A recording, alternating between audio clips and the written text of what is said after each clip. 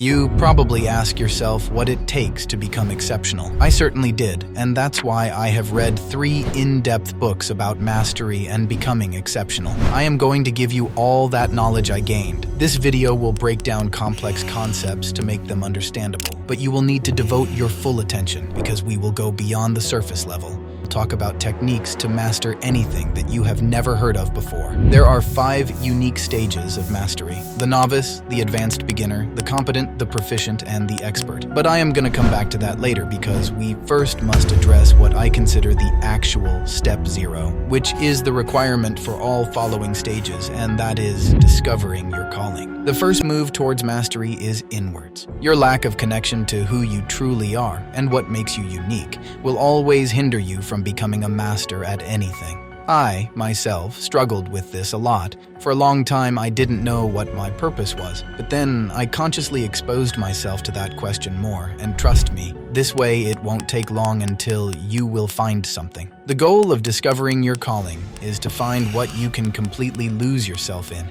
and become completely obsessed with. Here are 5 strategies to make finding that calling easier. Reflect on childhood obsessions. Align your interests with a niche to dominate. Be aware of pursuing fields for superficial reasons like money or fame. Your past choices do not define you. Adapt your path to align with your values. If distractions get you off course, remember that you can always return to your path. Now that we have covered the fundamentals, let's outline the 5 stages of mastery I mentioned earlier. At the end, I will guide you through how to progress from one stage to the next. But one side note from me. My previous script for this video about the Dreyfus model was really complex and hard to understand for someone who never was exposed to this model before. That is why I decided to simplify it for the purpose of this video. If you want that more detailed and complex version, join my Discord server, where I have put the PDF and other resources in for free. Let's get over the rather unexciting theory first. I promise I will not drag this unnecessarily long.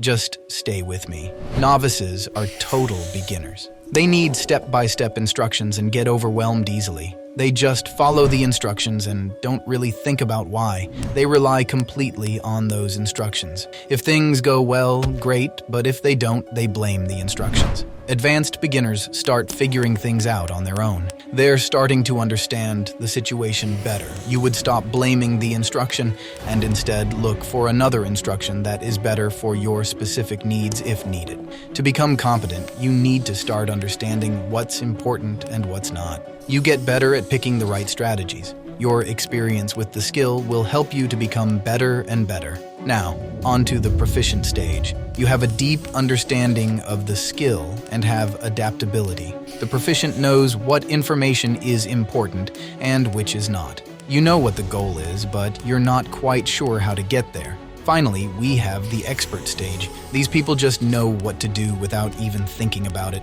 They're fully invested in their goals and outcomes. They are already so educated that they can't even really explain their decisions because they just happen intuitively. Only a small percentage of people reach this level. You know, when I was researching this framework, it was really hard for me to apply it to skills, let alone to real life. So, to make it less abstract for you, let me explain what each stage means with one of my favorite games, chess. A novice in chess would memorize openings and basic tactics without fully understanding them. An advanced beginner in chess starts to troubleshoot their problems and think more independently. They're not completely lost when something goes wrong. They stop relying solely on instructions and start looking for better strategies. The competent would recognize patterns and themes in different positions, would be able to anticipate the opponent's moves, and understand the underlying purpose of rules. The proficient knows what the goal should be, but not exactly how to do it.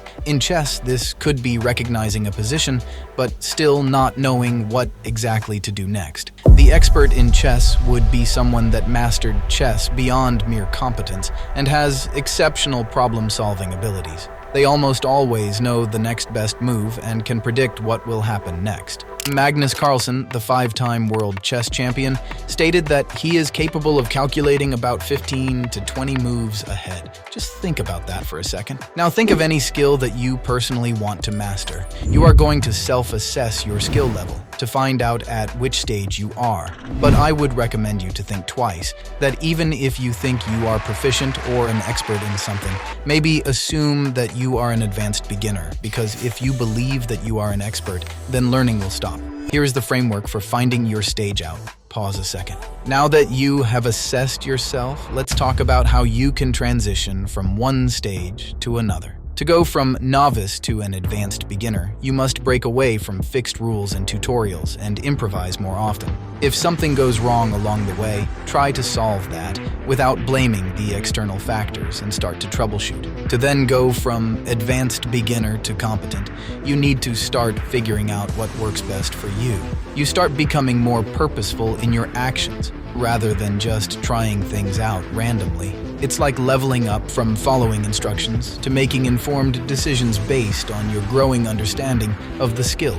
To go from competent to proficient, your understanding must change from a logical to an intuitive decision-making process. This means you are able to recognize patterns and make decisions quickly based on past experiences. It's difficult to make something intuitive. That's why here you just must keep practicing and collecting more experience for a long time. To go from proficient to expert, you must extensively practice and refine. Always follow your instincts. Try, fail, keep experimenting, and one day you will achieve this expert stage. This requires a lot of dedication and a deep passion for the skill. My final message for you is that you don't need a natural talent for something to master it. Remarkable skill and remarkable talent is available to anyone. It all just comes down to deliberate practice. But you have to practice the right way. That's what I learned from the book Peak. If you are practicing naively, it doesn't matter how much time you spend learning that skill. You won't be able to master it.